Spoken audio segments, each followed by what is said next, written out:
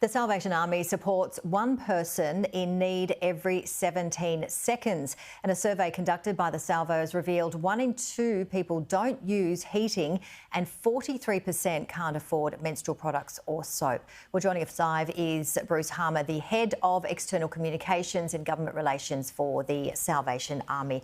Thank you so much for joining us. They are very confronting statistics indeed. And of course, you and your team do amazing work. This year's Red Shield appeal is aiming to raise $38 million to fund thousands of services. Absolutely, Janie. It's good to be with you. The research that we've just released is quite shocking for the Salvation Army as well. Although we know that there's many people in need, the need seems to be deepening and people are finding themselves in what I class as a prison of poverty, and they're unable to escape no matter how much they try. And we're reading these statistics. Are they getting worse? Yeah, they are getting worse, and we're beginning to see a different group of people coming to the Salvation Army. Those who have supported our Red Shield appeal in the past are now having to come to us for support. And, you know, they're people with a great deal of pride. And so we would encourage people, if you're finding it difficult to make ends meet, even if you've been a supporter or you have employment, come and see the Salvation Army. We can help you with budgeting. We can talk to creditors and advocate on behalf of you and ensure that you don't slide down that slippery slope any further. And it's interesting what you said there, Bruce, because even if people are employed and they are doing it tough, they can reach out to the Salvation Army. Oh, absolutely. We would encourage them to do that. And one of the research findings was that 58% of people are finding their mental health worse this year than the year before. And we know that you know, these tangible, practical challenges that people face are now starting to have a real impact on their mental health, and that's a real concern for us all. How are you going with the funds being raised? Because again, we are in a financial crisis across the country, so a lot of people don't have the funds to donate, but are you seeing the same amounts year on year? We are seeing the same kind of support. I think over the years, 61 years, our Red Shield has been running in Australia. And I think people understand that a donation to the Salvation Army is not really a donation to our organisation. We're simply a portal through which people can support those in need. And even right through COVID, when we were in very difficult circumstances, the Australian public stood up, supported us, because they know that we're doing the important work supporting those who are really impacted by disadvantage at the moment.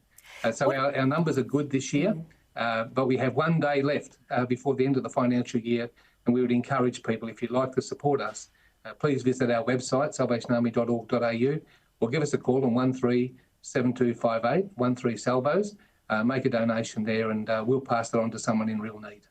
And tell us about some of the other services that you include. We have a range of services. So we have our money care service, which helps with budgeting and advocacy. We have our Doorways service, and Doorways is an intentional name. It's the doorway through which anyone from the community can come and receive support from the Salvation Army and referrals to our other agencies and partner agencies. And through Doorways, we can help with hampers and vouchers and electricity bills and all those kind of things. But also we offer wraparound services. We want people to not just to have a transaction with the Salvation Army, here's a hamper, here's a voucher, but we want people to be transformed. We want their situation to be changed because of their engagement with us.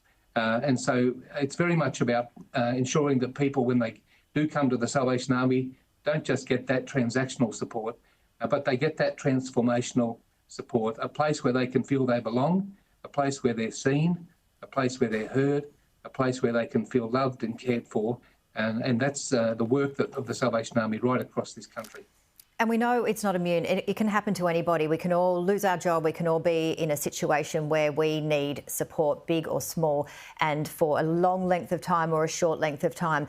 What is it that gets some people who perhaps are feeling unable to, with their pride, as you mentioned, perhaps from the moment that they are not asking for help to when they do ask for help? What's that process to get them to actually admit that they need help? Well, I guess sometimes we say that people feel the heat or they see the light, and so they might see their circumstances, but others will feel the heat of just the burden of financial pressure, providing for their families, making difficult decisions. Should I keep my family fed or should I keep my family warm? What a stark decision for people to have to make today.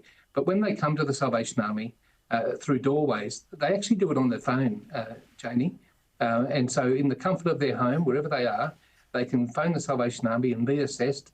And then when they assessed and come to the Salvation Army to receive their support, they're not coming with the anxiety around whether I'll be supported or not. They've already been assessed, and they can come and they can have a cup of tea and talk about the football as well as their circumstances, or talk about other things. And really, it's organic. That's what it's about. It's about wrapping our arms figuratively around people and letting them know that we love them, we care for them, we'll support them transactionally, but we'll support them in so many other ways as well.